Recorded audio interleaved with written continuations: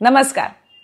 आषाढी एकादशीची पंढरपूरची वारी हा महाराष्ट्रातील सर्वात मोठा भक्ती सोहळा मानला जातो. लाखोंच्या संख्येने वारकरी पंढरपुरात येतात. अशाच प्रकारचा आणि पंढरपूरच्या वारी खालोखालचा महाराष्ट्रातील मोठा सोहळा कोणता तुम्हाला ठाऊक आहे का? हा सोहळा म्हणजे पैठणला साजरा होणारा एकनाथ षष्ठीचा सोहळा. का साजरा केला जातो हा सोहळा आणि कसा साजरा केला जातो याविषयी थोडा अधिक जाणून घेऊया.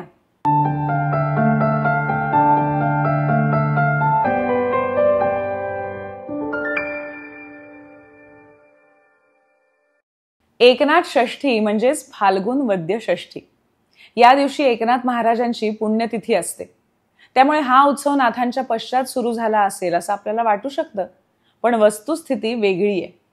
हा उत्सव एकनाथ महाराजांनी आपल्या गुरूंच्या जनार्दन स्वामींच्या स्मरणार्थ सुरू केला. फाल्गुन वद्य षष्ठी या तिथीला एकनाथ महाराजांच्या आयुष्यात फार आगळं वेगळं महत्व आहे. ही पंचपर्व श्रेणी तिथी मानली जाते, म्हणजेच 5 कारणांनी महत्वाची असणारी. आता ही 5 कारणं कोणती? तर जनार्दन स्वामींचा जन्म या तिथीला झाला. जनार्दन स्वामींना प्रत्यक्ष दत्त महाराजांचं दर्शन झालं तेही याच दिवशी. एकनाथ महाराज जनार्दन स्वामींना पहिल्यांदा भेटले तेही या तिथीला. जनार्दन स्वामींनी देह ठेवला तेव्हाही हीच तिथी होती. नाथांची गुरुभक्ती अपूर्व होती. स्वतःला ते एका जनार्दनी म्हणवून घेत. ते आणि गुरु इतके एकरूप झाले होते की गुरूंच्या पुण्यतिथीच्या दिवशीच त्यांनीही आपला देह ठेवला. अशा प्रकारे ही तिथी जनार्दन स्वामी आणि एकनाथ महाराज या गुरुशिष्यांच्या पुण्यस्मरणाची तिथी आहे. हा सोहळा खरं तर फाल्गुन वद्य द्वितीयेपासूनच सुरू होतो. आजही पैठणला नाथ महाराजांचा वाडा आहे. तिथे त्यांचं देवघर आहे. देवघरात विजयी पांडुरंग आहे. नाथांचा सुप्रसिद्ध रांजण आहे. या रांजणाची गोष्ट तुम्हाला ठाऊक आहे का? पटकन खाली आम्हाला प्रतिक्रियेमध्ये सांगा बरं. आणि नसेल ठाऊक तर मी तुम्हाला सांगते. आणि जरी असेल तरी मला माहिती आहे की ही गोष्ट इतकी सुंदर आहे की ती पुन्हा पुन्हा ऐकायला आपल्याला आवडतेच. खरं तर एकनाथ महाराजांच्या आयुष्यातील इतके सुंदर प्रसंग आपल्या परंपरेने गोष्टी रूपाने जपले आहेत. आपल्या मुलांना कार्टून दाखवण्यापेक्षा या गोष्टी सांगितल्या तर? कारण एकनाथ महाराज तर सगळ्याच बाबतीत आदर्श आहेत. बुद्धिमत्ता, धैर्य, करुणा, माणुसकी असे सगळे सद्गुण जे मुलांमध्ये असावे असं आपल्याला वाटतं ते सारे त्यांच्याकडे आहेत. शिवाय मुलांना थोडं मॅजिक म्हणजे जादू हवी असते. गोष्टीत काहीतरी अद्भुत हवं असतं, नाही का? मग या रांजणातल्या गोष्टीतलं मॅजिक लोक आजही अनुभवतात. खरंच काय जादू आहे ही? सांगते. त्याआधी गोष्ट समजून घ्यायला हवी, हो की नाही? तर एकनाथ महाराजांच्या वाड्यात आजही एक प्रचंड मोठा रांजण आहे. आपल्याला रांजण म्हटल्यावर मोठा घडा आपल्या डोळ्यासमोर येतो.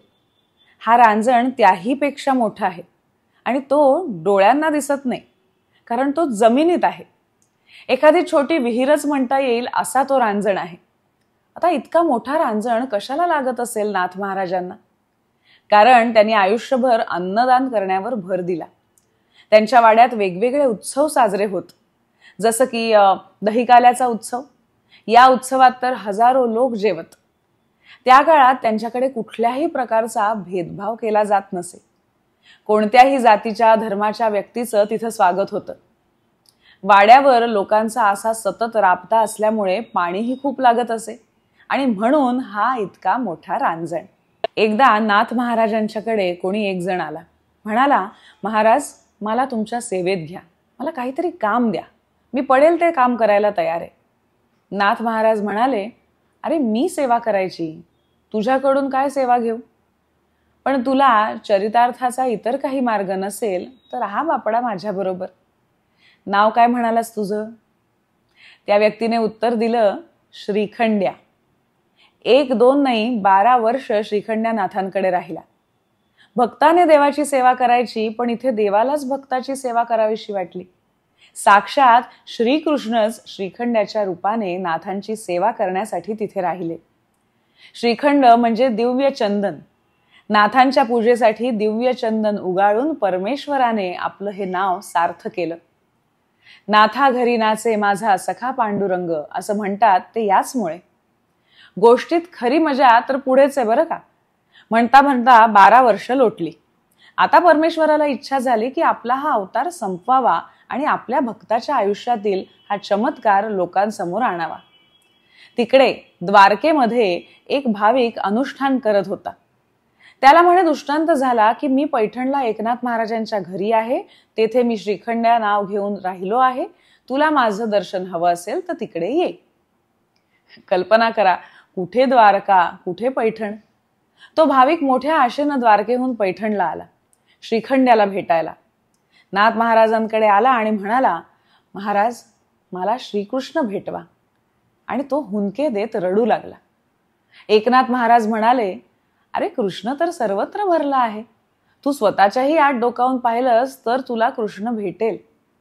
तो भाविक म्हणाला, हा असा तत्वज्ञानातला कृष्ण नको, मला परमेश्वराचं प्रत्यक्ष दर्शन हवं आहे. तुमच्या घरी जो श्रीखंड आहे तो साक्षात परमेश्वर आहे असा मला दृष्टांत झाला आहे, सांगा तो कुठे आहे. हे ऐकून नाथ महाराज थक्क झाले. सगळ्यांनी शोध घेतला पण कुठेही श्रीखंड्याचा पत्ता लागला नाही. आता खरा प्रकार एकनाथ महाराजांच्या लक्षात आला की आपण परमेश्वराकडून एवढी सेवा करून घेतली आणि मग या विचाराने नाथ व्यथित झाले. त्यांनी देवाचा धावा केला आणि त्यावेळी चतुर्भुज श्रीकृष्ण मूर्ती साक्षात प्रकट झाली. आज देखील या चमत्काराची प्रचिती येते. म्हणजे काय तर षष्ठीच्या उत्सवाला हजारो घागरी पाणी लोकांनी घातलं तरी देवाची घागर येऊन पडल्याशिवाय तो रांजण भरून येत नाही. ती घागर येताच मात्र तो भरून वाहू लागतो असा अनुभव आहे. आता कोणी म्हणेल की हे काय, यावर कसा विश्वास ठेवायचा. हा पुन्हा आपल्या आपल्या श्रद्धेचा भाग आहे नाही का. पण या गोष्टीतील भक्तीची श्रेष्ठता आपण लक्षात घ्यायला हवी. मतितार्थ काय, एकनाथ महाराज त्या काळात एक वेगळी क्रांती घडवत होते. समाजातले सगळे भेद पुसले जावेत यासाठी ते प्रयत्न करत होते. त्यांनी सगळ्यांवर प्रेम केलं, गाढवाची तहान सुद्धा भागवली. एवढे विद्वान होते की एकनाथी रामायण, एकनाथी भागवत यासारखे मोठमोठाले ग्रंथ त्यांनी लिहिले. पण त्याच वेळी विंचू चावला सारखी भारुडही लिहिली. अनादि निर्गुण प्रगटली भवानी सारखे देवीचे गोंधळ लिहिले. हे सगळं कशासाठी तर ज्ञान आणि भक्ती समाजातल्या लोकांपर्यंत प्रत्येकापर्यंत पोहोचावी म्हणून. समाजामध्ये समतेचे आणि ममतेचे वातावरण असावे म्हणून. अशा भक्ताच्या घरी जेव्हा साक्षात परमेश्वर सेवक म्हणून काम करतो तेव्हा तो त्याच्या कामाला संमती म्हणजे अप्रुव्हल देतो, असाच त्याचा अर्थ होतो की नाही. म्हणजे या गोष्टी आपल्याला हे सांगायचा प्रयत्न करतात, जे एकनाथ महाराज सांगत होते करत होते ते परमेश्वरालाही प्रिय आहे हे परंपरेने सांगण्याचा प्रयत्न म्हणजे जणू ही रांजणाची कथा. आता ही कथा आणि प्रथा जपायला हवी की नाही हे तुम्हीच सांगा. नाथांच्या आयुष्यात असे चमत्कारासारखे प्रसंग कितीतरी घडले. काही हे असे परमेश्वराच्या असण्याने दैवी वाटणारे, तर काही माणूस म्हणून अशक्य कोटीतील वाटणारे. आता कल्पना करा, तुमच्याकडे रात्री चोर आला तर तुम्ही त्याचा सत्कार कराल काय? पण नाथांनी तो केलाय. ही गोष्ट मोरोपंतांनी आपल्या आरेमधून मोठी रंगवून सांगितली. भोजन दे चोराला आदर आग्रह स्वये करी मोठा, साधू प्रसन्न चित्ते बांधून लागे वहावया मोठा. रीतीने कोणाची ही या अतितर सरळ रीतीशी तुकली, साधू म्हणे तस्कर हो घ्या तुमची एक अंगठी चुकली. तर झाले असे होते की एकनाथ महाराजांच्या घरी एकदा रात्री चोर शिरले. त्यांच्या घरातील सर्व चीज वस्तू बांधून ते चोर पळ काढत असतानाच एकनाथ महाराजांच्या नजरेला ते पडले. एकनाथ महाराज म्हणाले, तुम्ही घाबरू नका, चोरी करणं हा तुमचा धंदा आहे, त्याप्रमाणे तुम्ही चोरलेले सामान घेऊन जा. पण शांती, क्षमा, दया हा माझा धर्म आहे. मलाही माझ्या धर्माप्रमाणे वागू द्या.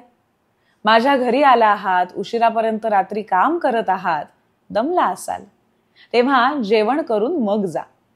त्यांनी बायकोला उठवले, चोरांना जेवण वाढले आणि हेही सांगितले की फार ओझे झाले असेल तर मी तुमच्या बरोबर येतो. चोरांना काय बोलावे हेच कळेना. ते जेवायला बसले. जेवण करून निघणार एवढ्यात एकनाथ महाराज म्हणाले, तस्कर हो घ्या, तुमची एक अंगठी चुकली. अहो, तुम्ही सगळे घेऊन निघाला आहात, पण ही एक अंगठी राहिलीच की. अर्थातच त्या चोरांनी चोरी करणं सोडून दिलं. त्यांचं हृदय परिवर्तन झालं हे वेगळं सांगायला नको. एकनाथ महाराज चिडतच नसत. लोक पैजा लावून त्यांना चिडवण्याचा प्रयत्न करत, पण कुणीही पैज जिंकू शकलं नाही. एकदा तर फार मोठी गंमत झाली. म्हणजे एकनाथ महाराजांचे कपडे खराब करून झाले, अगदी त्यांच्यावर थुंकूनही झालं तरी ते चिडले नाहीत. तर त्यांच्या बायकोची छेड काढल्यावर तरी ते चिडतील अशा कल्पनेने एका तरुणाने त्यांच्या पत्नी गिरिजा देवी पंक्तीत तूप वाढत असताना त्यांच्या पाठीवर उडी मारली. एकनाथ महाराज म्हणाले, सांभाळ हो, पडेल तो खाली. गिरिजा देवी हसून म्हणाल्या, नाही पडू द्यायची त्याला. आपला हरी नाही का लहानपणी असाच माझ्या पाठीवर चढून बसायचा, मला सवय आहे. एकनाथ महाराज तर नाहीच, पण त्यांच्या पत्नीही चिडल्या नाहीत हे पाहून त्या तरुणालाच लाज वाटली. पैज जिंकण्यासाठी मी हे केले असे म्हणून त्याने माफी मागितली. तर एकनाथ महाराज म्हणाले, आधी नाही का सांगायचं, पैसे जिंकायचे होते तर मी चिडलो असतो थोडासा. मुन्नाभाई त्याची जादूची झप्पी आजच्या तरुणाईला भुरळ घालते. तर या गोष्टीही त्यांना सांगितल्या तर त्याही त्यांना तितक्याच आवडतील नाही का, किंबहुना त्यांच्या जगण्याचा भाग बनतील. एकनाथ महाराजांनी आदर्श पती पत्नी विषयी जे म्हटलं आहे ते स्वानुभवातूनच म्हटलं असावं हे आत्ताच्या गोष्टीवरून लक्षात येतं. स्त्री पुरुषांची चित्रवृत्ती अनुकूल वर्ते धर्म प्रवृत्ती, तरीच परलोक साधती इतरा प्राप्ती नाही ती. पती पत्नी जेव्हा एक विचाराने काम करतात तेव्हाच संसार यशस्वी होतो. पत्नीचं श्रेय असं मान्य करणं ही आधुनिकता किंवा हा प्रोग्रेसिव्ह विचार म्हटला पाहिजे, हो की नाही. पु ल देशपांडे यांनी असं म्हटलं आहे की जी पैठणी विसरली ती मराठी स्त्री नाही आणि जो पैठण विसरला तो मराठी पुरुष नाही. पैठणीची लोकप्रियता आजही अबाधित आहे. पैठण विषयी आपण हे तितक्याच विश्वासाने म्हणू शकलो तर ती खऱ्या अर्थानं अभिमानाची गोष्ट असेल. म्हणूनच वारीनंतर ज्या सोहळ्याचा उल्लेख महाराष्ट्रातील मोठी यात्रा असा होतो त्या सोहळ्याविषयी म्हणजेच पैठणच्या एकनाथ षष्ठी सोहळ्याविषयीची माहिती तुम्हाला सांगावीशी वाटली. आपल्या या प्रथांचा कथांचा आधुनिक काळात कसा अर्थ लावावा याचा नव्याने विचार करावासा वाटला. हा विचार तुम्हाला आवडला असेल, पटला असेल तर ही चित्रफीत जास्तीत जास्त लोकांपर्यंत पोहोचवण्यासाठी मधुरा वेलणकर साटम ही आमची YouTube वाहिनी, तिला पसंती द्या, तिचा प्रसार करा आणि तिचे सभासद व्हा. अर्थात लाईक, शेअर आणि सबस्क्राईब करा. आणि सोबत आजच्या भागात सांगितलेल्या कथांचा आधार असणारं एक छोटं पुस्तक आहे. संतांची चरित्रे रसाळपणे सांगणाऱ्या ज्येष्ठ साहित्यिक ल रा पांगारकर यांनी हे पुस्तक लिहिलं आहे. खूप सुंदर पुस्तक आहे. त्याचा संकेत दुवा आम्ही सोबत देत आहोत. नक्की पुस्तक वाचा. पुन्हा भेटूया पुढच्या भागामध्ये एका नव्या गोष्टीसह. धन्यवाद.